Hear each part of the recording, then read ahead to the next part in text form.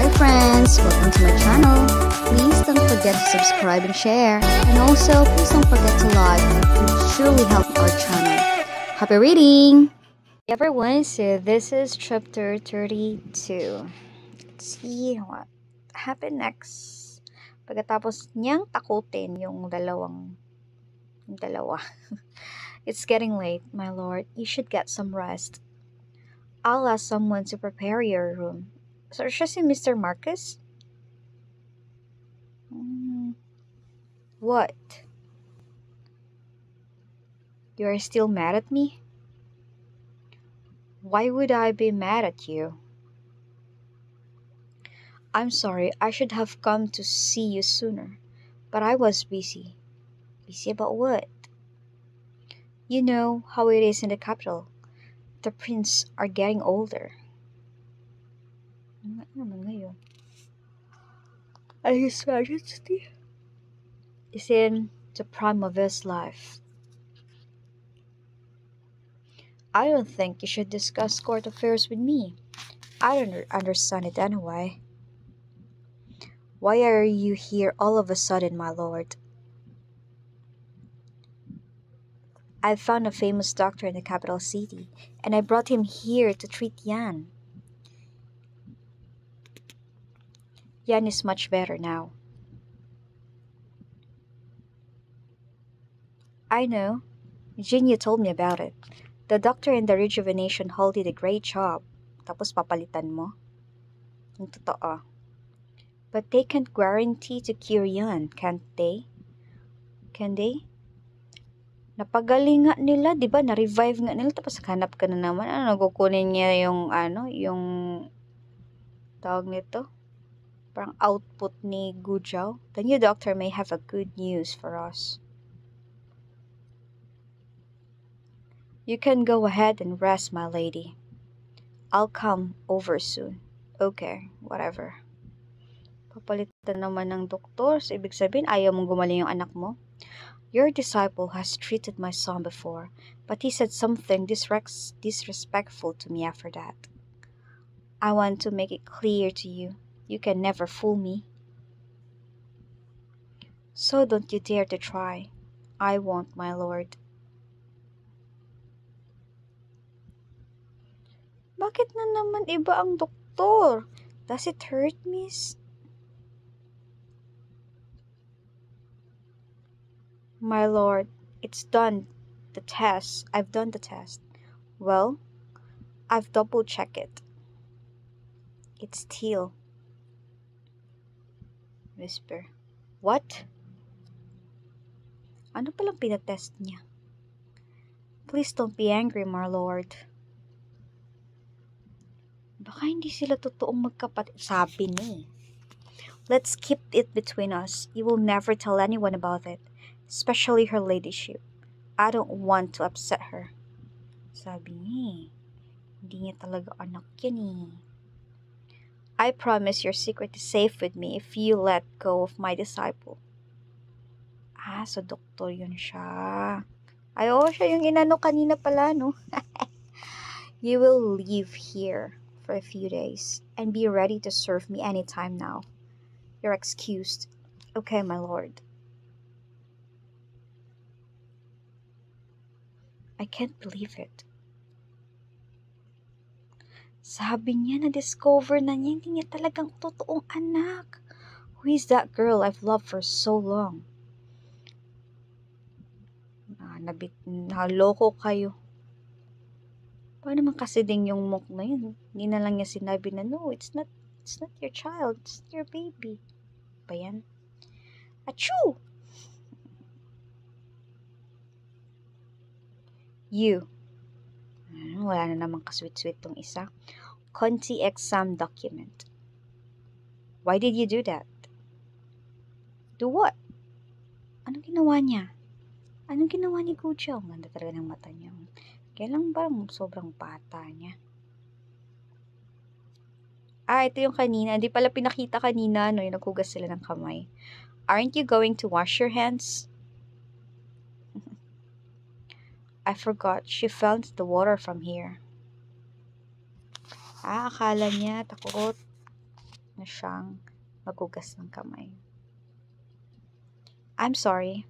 Sure, let's wash our hands together. Together forever. What's so exciting about washing hands? It's not like we are batting together. So he doesn't mind. So she doesn't mind? Di ba pwede maghugas ng sabay ang dalawa? Babae, lalaki sa time na yan? Shake, shake, shake.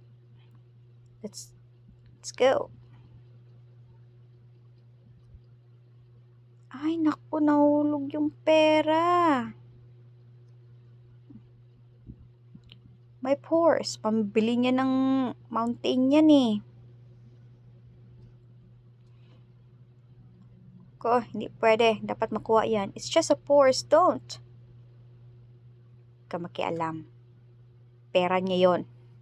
Pambili niya ng mountain yon. Get up here. It's too dangerous. Ganun ba kalalim? Hindi ba nasa gilid lang naman sila? Talagang mga story ng manga, ano? Nakakagulat. Nasa gilid lang pero sobrang lalim. Damn it, my leg. No, I've got to save her. Tamo to, hanggang bewa nga lang niya. Gujaw! Splash. Gujaw! Gu, gu, gu. O biglang lumitaw. Diba? Sabi ko sa inyo, mababaw lang yan. I found it. I found it. Takot na takot. Why did you risk your life for it? Kasi napambili niya nga ng mountain yan, kaber. It's just a purse. How much money is it in it that can make you risk your life to get it back? It's not about money. So what it's all about? I just hope it's still dry.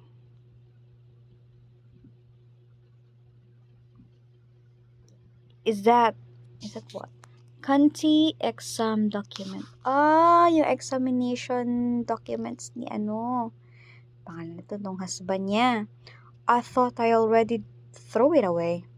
Did she recover it that day when she cleaned my room? Yes, it's all for you. Now, you keep it. Don't let it get wet. I'm all wet now. You risk your life for this? Oh, kita mo naman, di ba? Ay. I'm a little butterfly. I'm not taking the exam. Pitifully awkward. Power effect na naman ng ating bidang babae.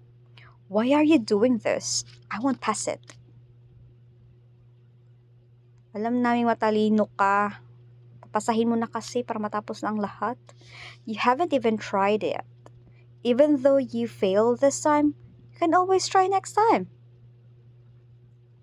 Even if you fail next time, there are still chances for you. You will pass it sooner or later. Papasa mo na kasi. Bakit kasi di mo mapasa-pasa? Bakit hindi sa hindi niya mapasa-pasa. Ayaw niya lang ipasa. Does it really mean that much to you? Hindi naman, iniisip ka lang niya. I just think you are good at studying.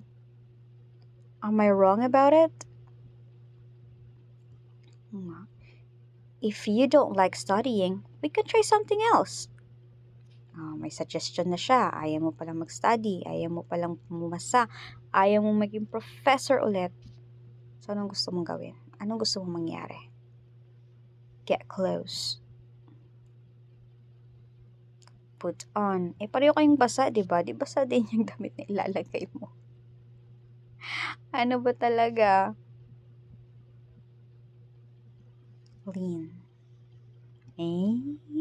Nagiging pa-sweet na silang dalawa. You silly girl. What did you say?